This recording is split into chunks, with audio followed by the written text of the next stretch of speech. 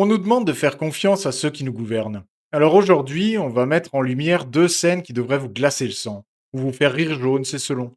La première, une préfète de région en pleine conférence de presse au cœur du plus grand incendie qu'ait connu la Nouvelle-Aquitaine depuis des décennies, incapable de dire combien de maisons ont été détruites. La seconde, un sénateur chargé d'écrire les futures lois de la régulation d'Internet, qui découvre en direct, devant les caméras, ce qu'est un algorithme. Deux scènes, un seul diagnostic. Ce pays est piloté par des gens qui ne maîtrisent pas leur propre dossier et qui, demain, décideront pourtant à votre place. Accrochez-vous parce qu'aujourd'hui, on nage en plein délire. Bienvenue sur du bon sens. Remettre l'église au milieu du village, ça ne demande pas grand-chose. Encore faut-il oser en parler. Abonnez-vous pour que ma voix porte dans le plus beau pays du monde, la France. Depuis la mi-juillet, la Gironde brûle. Le feu est parti de Somos, au nord du bassin d'Arcachon. Le bilan, à ce jour, donne le vertige. Plus de 220 000 personnes évacuées. Un phénomène de pyrocumulonimbus jamais observé en France. Des efforts venus de toute l'Europe. Et un drame que ce dossier ne prendra jamais à la légère. Deux sapeurs-pompiers professionnels ont perdu la vie à proximité de l'aéroport de Bordeaux-Mérignac. Deux hommes partis protéger des vies qui n'en sont jamais revenus. Respect à eux et à tous ceux qui, ce soir encore, sont sur le front. C'est dans ce contexte que la préfète de la région, Sophie Brocas, rencontre la presse, vendredi 24 juillet, pour faire un point de situation. Alors écoutez bien, parce que ce qui suit n'est pas de la maladresse, c'est de l'amateurisme, en direct devant la France entière. Peut-être pourriez-vous nous indiquer le nombre de maisons qui ont déjà été détruites par cet incendie? Alors, les maisons détruites, alors j'ai pas mes chiffres là, mais on va je sais pas. J'ai pas mes chiffres là. En pleine conférence de presse, c'est le sujet qui amène tous ces journalistes ce jour-là. Le bilan d'une catastrophe qu'elle est censée piloter. Pas une question piège, la question. Et déjà, rien. Non, non, il y en a, je crois qu'il y en a pas. Pardon, je vais aller les chercher puisque ils sont sur mon bureau. Excusez-moi, je les ai oubliés. Ce matin, il y en avait 53. Et je ne sais pas à l'heure qu'il est combien il y en a, donc je vais vous dire quelque chose de plus précis. 53. Elle finit par sortir un chiffre en fouillant sa mémoire plutôt que son dossier. Retenez-le bien, parce qu'il va exploser en plein vol dans quelques secondes. Alors moi, je vais pas être capable de vous dire des choses techniques. Ce que je sais, c'est que c'est un méchant feu inédit et que donc il faut prendre ces choses avec beaucoup de sérieux. La surface d'un incendie qui a déjà dévoré plusieurs milliers d'hectares, ce n'est pas une donnée pour ingénieurs. C'est le chiffre qui dit à toute une région si elle affronte un feu de broussailles ou une catastrophe historique.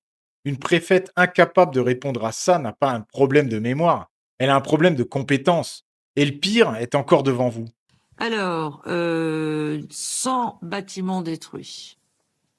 100 bâtiments détruits. On met pause parce qu'il faut laisser cette phrase respirer. 100. Pas 53. 100 bâtiments détruits. Le double quasiment du chiffre qu'elle vous donnait 30 secondes plus tôt en fouillant sa mémoire. Aucune transition.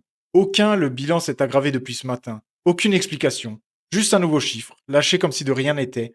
Comme si elle ne réalisait pas qu'elle venait de se contredire en direct. Alors, peu importe lequel de ces deux chiffres est le bon, le vrai scandale, c'est qu'une préfète soit infoutue de recouper sa propre information sur le nombre de foyers détruits dans sa propre région, en pleine crise. On ne parle pas d'un oubli de dossier, on parle d'une improvisation totale au sommet de l'État, pendant que des familles entières ignorent si leur maison existe encore. Principalement, je pense que vous voulez dire chez quelle commune on relève principalement le plan. Non, je sais pas vous dire. On pourra faire une cartographie pour demain, mais je sais pas. Vous savez, on gère en conduite. On gère en conduite. Traduction pour les profanes, on improvise. Pas de commune précise, pas de cartographie, juste une promesse pour le lendemain.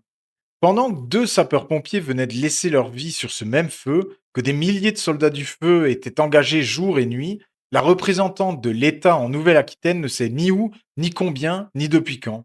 Ce n'est pas de la modestie face à l'incertitude, c'est un aveu d'impuissance filmé, diffusé et que personne à ce jour n'a jugé utile de sanctionner. Alors vous pourriez vous dire, bon, la gestion de crise, ce n'est pas donné à tout le monde, soyons indulgents. Sauf que ce mal ne s'arrête pas au feu de forêt. Il grimpe jusqu'au sommet de l'État qui prétend demain réguler Internet. Changeons de décor. Direction le Sénat, commission de la culture. Le 2 juin dernier, les représentants de YouTube France, Justine Rist et Thibault Guiroy, sont auditionnés dans le cadre d'une mission d'information sur ce qu'on appelle joliment les zones grises de l'information. Comprendre comment circule l'info sur les plateformes et surtout comment la réguler. Une mission confiée à 3 rapporteurs, dont le président de la commission lui-même, le sénateur centriste Laurent Lafont. Ces travaux ne sont pas anecdotiques. Ils ont débouché le 9 juillet sur un rapport de 56 recommandations qui va nourrir les futures lois sur le numérique. Autrement dit, ce que vous allez entendre, ce sont les mots de gens qui écrivent en ce moment même les règles qui s'appliqueront demain à YouTube, à Frontières, peut-être même à cette chaîne. Écoutez bien. Vous avez dit qu'il y a une rubrique actualité sur YouTube, facilement accessible. J'y suis en train de la regarder. Bon, effectivement, il y a une série de vidéos ou d'articles. Celle qui apparaît en premier, c'est l'AFP sur les images de la recherche de Liana, la petite fille. Et puis un article de RFI sur la visite du ministre algérien en France, un article du Journal de l'Humanité sur l'armée israélienne au Liban, un autre de C'est à vous sur Xenia Fedarova. Qui choisit les articles ou vidéos qui sont ainsi mis en avant? Donc là, on a un sénateur, rapporteur d'une mission sur la régulation de l'information, qui découvre en direct sur son téléphone ce qu'affiche la page d'accueil de YouTube. Ce n'est pas un problème en soi.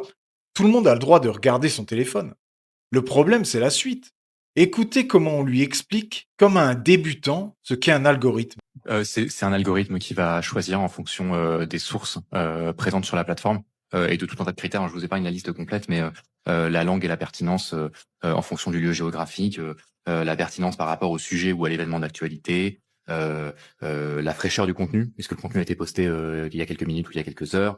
Alors, parce que quand on déroule un petit peu, on trouve d'autres reportages, France 24, RFI, France Culture, bon, d'accord. Et puis on tombe par exemple sur deux reportages de Frontières. On se dit pourquoi Frontières mis au même niveau que France Culture, que France 24, etc. Ça c'est l'algorithme. Effectivement, c'est algorithmique. Ouais. Je sais pas s'ils sont mis au même niveau, si vous ne tombez pas dessus tout de suite, c'est qu'ils ne sont sans doute pas mis au même niveau. Très rapidement. Et après, à partir du moment où, pardon. C'est individualisé le choix. C'est que si moi je regarde, j'aurais pas forcément la même présentation. Moi, j'ai pas la même. On est d'accord. Regardez le visage du représentant de YouTube, estomaqué que le sénateur commence à comprendre le principe de base d'un algorithme de recommandation. Chacun voit midi à sa porte. Sauf qu'à ce stade de l'audition, cette notion aurait dû être acquise avant, pas pendant l'audition devant les caméras. Et devinez quelle question il pose quelques instants plus tard. Celle qui, à elle seule, résume tout le problème. Ouais. Donc, tu t'es enfermé dans ton appart. Alors, vous voulez dire que je regarde. Il y a autant. Ça y est, au moins, on a une révélation. Tu es démasqué. Prends mieux certaines réactions. J'ai pas du tout les mêmes. Attendez, mais en fait, ma question, c'est derrière tout ça, il y a une ligne éditoriale, même si elle est individualisée personne par personne. Mais si vous me proposez tel article que vous ne proposez pas au sénateur Vial, il y a un choix et donc il y a Enfin, il y a pas de choix éditorial. C'est-à-dire que c'est un algorithme qui va déterminer en fonction des historiques que vous avez visionnés. Il y a 2 historiques sur YouTube qui sont l'historique de visionnage et l'historique de recherche et qui vont aider à vous proposer des recommandations personnalisées. Non, monsieur le sénateur, il n'y a pas de ligne éditoriale. Il y a un algorithme qu'on vient littéralement de vous expliquer 2 fois en 3 minutes.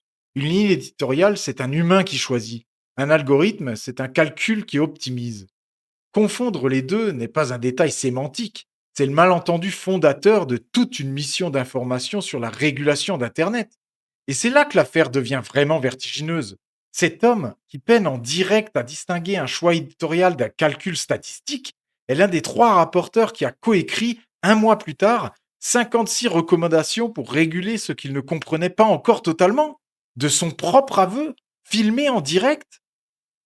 Donc on résume. La préfète qui découvre ses propres chiffres en pensant à une feuille sur son bureau. Le sénateur qui découvre un algorithme en faisant défiler son téléphone devant les caméras. Ce ne sont pas 2 anecdotes isolées.